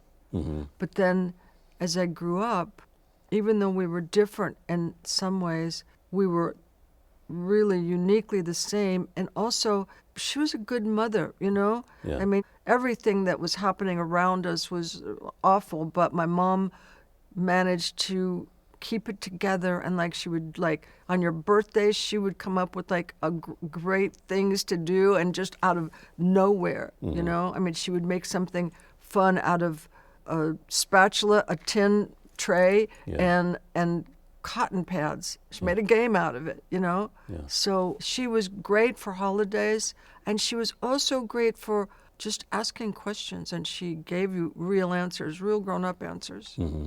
And one time we were driving in the car, and she said, Cher, I don't know how we're going to pay the rent. What do you think? And I was there, and I was like, okay, how is this going to work? How are we going to do this? Well, you say that you basically had to be a grown-up Yeah, from the from the get-go. beginning. Yeah. But I was also really childish, so it was just split personality. Yeah. I'm still kind of that way. Yeah. I'm really childish. Well, I think at one point you say, what, you're savvy and naive at the same time? Yeah. Yeah. That's a lot to put on a kid. No, but where else was it going to go? Yeah. Also, I was watching everything, and I was understanding everything. Mm-hmm. But I mean, in a childish way, but I was still understanding. Yeah. And I saw the fights, and I saw the chaos, and then I saw the fun, and I saw the beauty, because everybody around, all these women were knockouts. Yeah. And I started with my love of clothing from them. You get the sense as you read the book that despite all the chaos, your mother led a kind of strangely glamorous life. Yes. And the no money. Yeah. Is that the way you felt about it? How did it feel to you? Oh, I didn't think it was glamorous. I just thought it was the way women were. Yeah. I mean, our women. I knew that there were other women that were Yeah. married, and that, like, our Mary Michaels, who was our landlady, she was like father knows best wife, but with, you know, with some pizzazz. Yeah. These women that I was around, they were kind of balls to the wall women Yeah. who were tough when they weren't with a man, and the moment they got with a man, they got stupid. Yeah. When your mom keeps marrying, how does your attitude towards marriage get affected by that? I don't know. I was married twice, and that's enough. But, I mean, you must have thought, well, this is not working very well. Well, a couple of times it did. Also, I loved my dad. Yeah. You know, I loved him. And they were really good for each other in one way and just so wrong in another way. You know, Yeah. they were really in love. They were both beautiful. He was really jealous. My mom was a little bit flirtatious. Never going to do anything, but just she was so beautiful that people flirted with her. But he had this drinking problem, and he had this violent temper. Yeah. That part was rough because you didn't know what was going to happen. You had to be kind of on your guard. Also, it made me hypervigilant because there was that one drink, and it would just be the end of everything. Yeah. It would be funny, funny, funny, click, bad. Yeah. Oof. In 1962, you meet Sonny Yes, in a coffee shop. yes, He's wearing a mohair suit yes, and a mustard color shirt. yes, with a white collar and beetle boots, but they were called Cuban. Yes. And what did you think? I thought it was like when Tony met Maria. I mean, everybody disappeared, Yeah. and it was just the two of us. Yeah. But he didn't like me. And you say it wasn't love at first sight. It wasn't love at first sight. It was something. Yeah. I never felt it before. Yeah. He liked my girlfriend. He actually later, when I had to go live with him, he said, you can come and stay with me. And I was like, okay, and he went, no, I don't find you particularly attractive. So I was upset and happy at the same time. Yeah. You went to live with him because you needed a place to live. Yes. Yeah. I didn't want to go home. You were 16, he was 27. Yes. Did that feel strange? No. No. He was kind of childish. He got to be real with me Yeah. because I didn't expect anything. I didn't want money. I didn't think about anything, Yeah. And all these other women that were his age, they wanted him to be grown up and they Yeah. wanted him, and he, like, one day we got a candle and we just watercolored all day long. We was Yeah. trying to get it right. And I don't think those ladies wanted to do that. Yeah. Is he the first person who sort of made you think you could be a singer? Yes, Yeah. absolutely. Except my mom. Yeah. When I was little, because I thought everyone sang. But Sonny, I was making our bed. We had twin beds. I was making the beds. And I'm singing away, and he puts his head around the corner. And he said, "Was that you?" And I said, "Yeah." And he said it one more time. I wanted to punch him. I went, "Yes, yes, it was me." Yeah. And he said, "Well, you can sing." I said, "I know." He said, "But I mean, you can sing. And I was like, "Jesus, will you get off of this?" Well, but you'd been told your voice didn't really fit anywhere. In high school, I didn't get to high school, but in junior high school, like, we did the Mikado, and I just had to be in the chorus because I wasn't any place in the registers. Your voice was too low to sing with the girls and too, High to sing with the boys. yeah, I'm a contralto. yes. So, I mean, initially with Sonny, you were basically like his assistant and his housekeeper. Yeah, and I was like his pal, and I was just a kid. Yeah. And the first time he saw me in a bathing suit, his mouth dropped, and his face was so sad. You didn't tell him how old you were. No, how could I? I lied. Yeah. I lied to him a few times. Yeah. I told him I was 18, and then someone said, I don't think she's 18. Yeah. I said, okay, I'm not 18, Yeah. but next month is my birthday, which was true, and Yeah. I'm going to be 18. And he said, okay. And then I was 17, and my mom told him she was going to put him in jail. You said there was something special. What was that? I don't know. It was something. I never felt it afterwards. And I loved him. It wasn't passionate. I just loved him. Yeah. And, he could get away with anything, and we were still friends. Yeah. What did you love about him? I don't know, he was different than anyone else, and he made me laugh. And we had a dream, and we started to try to find this dream. Yeah. And he made I mean, that. he didn't have the same dream I had. Right. He wanted to be the producer. Yeah. And he wanted me to be the artist. I didn't want that. I was Right. too frightened. And he made that dream seem achievable. Yeah. But I mean, he had tried to be an artist himself. Yeah. Couldn't do it. I think he just pretended that it was going to be achievable. I'm not sure that he knew it. But then maybe he did. I don't know with him. But did his faith make you believe in it? Yes. Even though I thought it was impossible. Yeah. He would always propel me. And I would go kicking and screaming. Yeah. I want to go to Baby Don't Go because initially that song was just for you. Right. And then I just said to Son, I don't want to do this. I can't do this. I'm afraid I can't do it. I said, you have to do it with me. He said, oh, Cher. And I said, no, you have to. I can't do it by myself. Yeah. There was something about the two of you singing together. Yes. I mean, he had the worst voice. And mine wasn't that much better. I mean, when I listen to those songs, I'm horrified. Why? Because, I mean, I didn't really learn how to sing until, I don't know, 15 years ago. Yeah. I've heard a lot of singers say that, actually. It's funny. But there's something about the differences in your voices, and there's some kind of expression that happens between the two of you in music as well as in comedy. Right. He was funny, but I was more funny in an obvious way, and he had to find his way. In Sonny and Cher show in particular. I mean, I just went in like, this is fun, these are games, I'm here, I'm Yeah. happy. With Son, he just didn't find himself immediately because he never learned script, never knew what the songs were going to be. Yeah. And so he would just crash through it or fall through it, and then we started laughing, and then that was his character. Yeah. What did you think When the Beat Goes On took off? I don't know. Well, your life certainly changed. Yes. I told you, what belongs to you comes to you. Yeah. That whole chapter, the beat goes on and then the period right after it, when all of a sudden it stops. And you've talked in the past, I know, about, everybody thinks you've just been at the top the whole time, but there've been a lot of valleys you've seen. That was a pretty nasty valley you ended up in. Yeah. Well, I mean, we didn't know anything about paying taxes. We didn't know anything about having money. It just happened so quickly, and then it crashed. And then we owed the government $170,000 or I think it was more than that. right, and we were borrowing money from our chauffeur. Really? Yeah. To make the film, you kind He of... put money of his own into it, He did. He came to you and said, we're broke. Yes. What did you think? I can't say it on TV. But no, when we had Chaz, and he said, give me 2 years and we'll be more famous than we ever dreamt of. Yeah. Did you believe that? Yes, Why? I just did. Well, he was right. I know. You describe how, for the lack of a better word, the shtick developed.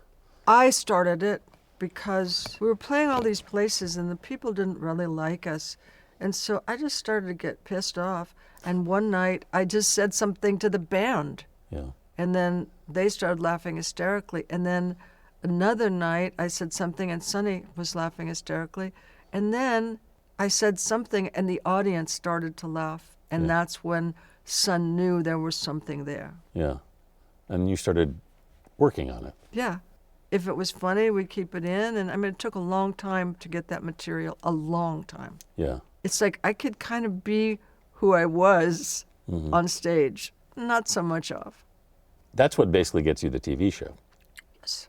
And Freddie believed in us, Freddie Silverman. Yeah. I'd almost forgotten that he used to work for CBS because he became such a big deal at ABC later. The show was a hit right away. It was. People loved it. People loved us. And you felt that. Yes. And I didn't even know it because we were just working. We would do the show and then we'd go off and gig and then come back and do the show. And I needed some perfume. And we went to Saks and we walked in and everybody just stopped talking. Yeah. This is TV famous. Yeah. Weirdly, you get this huge success, but Sonny starts to change. He does. I knew something was wrong when he started smoking cigars. And I was like, what are you doing? And he just said, run along. And then it started to really change. He just started to think of me as a partner that he could tell what to do. Yeah. It got to be hard a long time before I left him. Mm-hmm. But I mean, we had Chaz and we had the show and we were working most of the time. And at home, we were, I don't know, he seemed to be really fine with it, but it was because he didn't care that much, I think. He just started not to care. Not to care about what? About me. Yeah. He wanted me to do what he wanted me to do, and Yeah. then not so much. Yeah. Did you feel that right away? No. Takes me a long time. Yeah. Also, he burned my tennis clothes. I never could go anyplace. He had kidney stones, had to go in the hospital, and I went with my friends to the movie, and I thought, oh, thank you, God. Because he but- wouldn't let you go out. No. And not even like to a Tupperware party. I wanted to go to a Tupperware party, and he Yeah. said, you don't need to. Yeah. You shouldn't be. That's not you. Jealousy? I don't know. No, he wasn't jealous. He had a million women. But you didn't know that at the time. No, of course not. You caught him once. Yes, I did. When he was writing the movie. It was the secretary. Yep. What did you say to him? Well, it was interesting how I saw him because I was asleep and I was really a heavy sleeper, but I woke up and I was really thirsty. So we had a long hallway and all of the rooms, the living room, the dining room, were off the hallway and they were all open. The family room had a big iron gate that had beautiful scrolling iron, and some little palm trees behind it. So you had to be looking into it if you wanted to see somebody. So I'm walking down the thing and I'm barefooted and he didn't hear me. And then I walked into the kitchen and I thought I heard some noise. And then I got my water and I started to walk back and I saw the girl like putting her boots on. You can tell when people are guilty. So I went into my room and I laid down, got into bed, and he came into bed and I went, don't say a word. Just don't say one word. And then when I woke up, I went to my mom's. But you went back to him. Yeah. He apologized. He, it'll never happen again. It's never happened, right? And everyone thought I knew. Yeah. I really didn't know. Yeah. I should have, because he wasn't faithful to any of the women he was with. So this starts to slowly, the personal side of it starts to unravel. Right.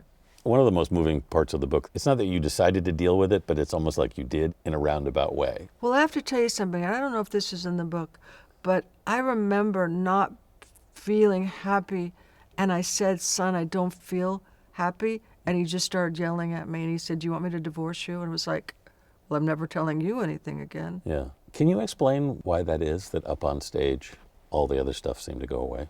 Because we had fun with each other. On stage, there was no marriage, there was no discord, there was no recent history.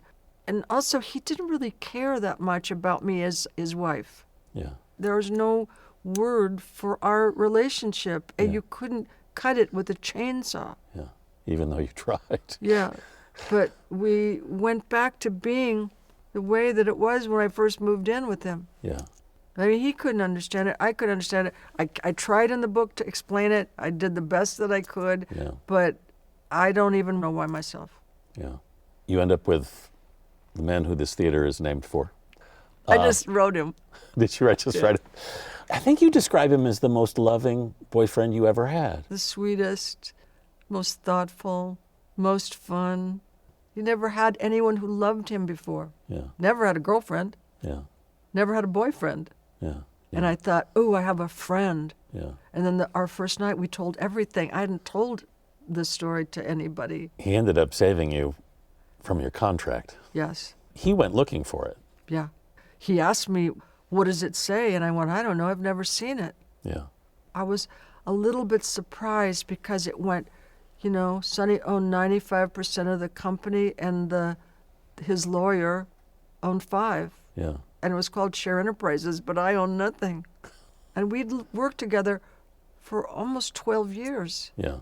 You confronted him about it. Yeah, I did. I asked him this a couple of times because the one thing I couldn't understand was, what was the moment that you thought that you should do this or that you could do this? Like, when was the moment that you thought this would be a good idea? Yeah. And he said, I always knew you'd leave me. And I said, that's not a reason, And I said, son, how could you do it? I was there by your side working all those nights, all those days, through good, through bad, and how could you do it? Yeah. He didn't have an answer. And we were still friends after that. I still went to his house. We still hung out. But you called CBS and said, kill the show. No, I didn't say that. What happened was he told them I was making a deal with NBC. Oh, right. And I said, don't pick up the option. I promise I have nothing. I wouldn't go to NBC if you paid me. Yeah. Because it's in the Valley and I don't like it there. And also I have loyalty to CBS. It's my home. Yeah. And I said, I promise, Freddie, I give you my word of honor. Yeah. And he didn't pick it up. Yeah. But that's how you got out of the contract. Yeah. Yeah. Sonny did apologize. Yes, he did. It wasn't enough, but it was good. It was a first step. But I still couldn't understand, how could you take my money? Yeah. Like, when did it seem like a good idea? I was trying to ask it in all kinds of ways because I couldn't fathom it. I was there. I was the one singing I Got You, Babe. I want to ask you about Greg. A lot of people really had trouble putting the two of you together. Well, thank God we didn't. Yeah. I don't care what a lot of people thought. I was madly in love with him. Yeah. Madly, madly, madly in love with him.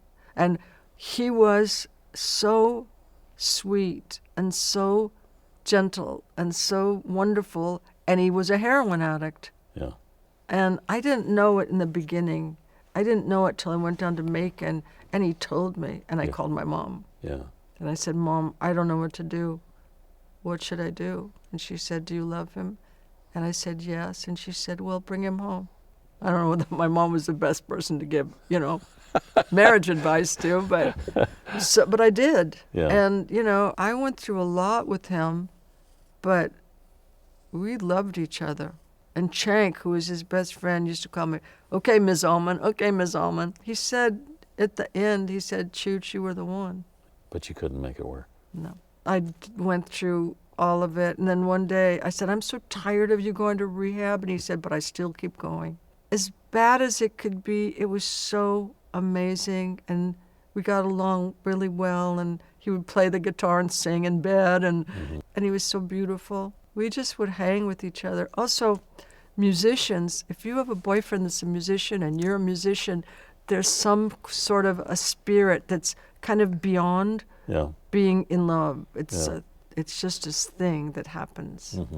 And then you end up getting, wait, when you started up the Sonny and Cher show again, were you pregnant then or you had, No, I was. it's crazy. I was pregnant and getting a divorce. The only time it ever happened in the history of TV. I'm guessing they don't like that much. It's not family time. I mean, it's such a crazy idea. Yeah, well, I didn't know what to do, and CBS wanted us to come back, and I wanted us to come back, and after we'd signed the papers, I told Sonny. I said, "Son, I'm pregnant." And he said what he used to say when he was exasperated with me, and he'd go, "She's Cher." and I said, "I'm sorry." And then we did it, and we were having a blast. People didn't like it, I mean, they liked it, but we weren't married anymore, and Yeah. that they didn't like that. And that I was married to Gregory. Oh my God, people hated that. Yeah. People hated us being together. Yeah.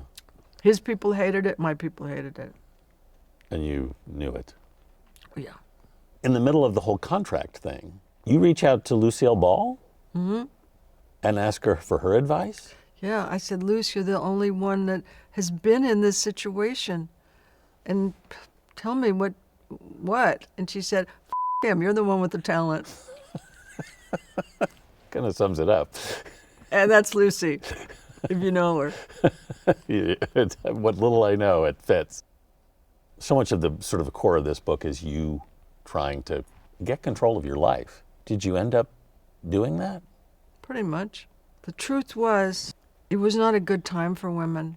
Yeah. It was not a good time for female artists at all. I never got to choose my songs. I would just go into the studio, do whatever you do, Yeah. and then leave. Not different than when I was a background singer, and they would say, we would go in there, we would do what we had to do, fix the song, work on the song, put it down, and then it's like, "Okay, girls, run along." There wasn't much getting control. And it took me a long, long time. And even now, I make blunders. Well, doesn't everybody? I've been in the business too long, and I'm too old. I shouldn't be making any blunders, but I do, so whatever. Well, we're human. You make blunders. Also, I'm very trusting. I shouldn't be. You mentioned you got another album you want to make. Yes. When are you going to do that? After I get rid of this book. No, because talking is the enemy of singing. Yeah. You can't be singing if you're talking. Yeah, I mean, talking is harder on your voice than singing. Yeah. That's true. Sorry. Okay. It's not your fault. It's So- the publishers. So when are you going to get to the album? As soon as I'm finished with this. Yeah. Okay.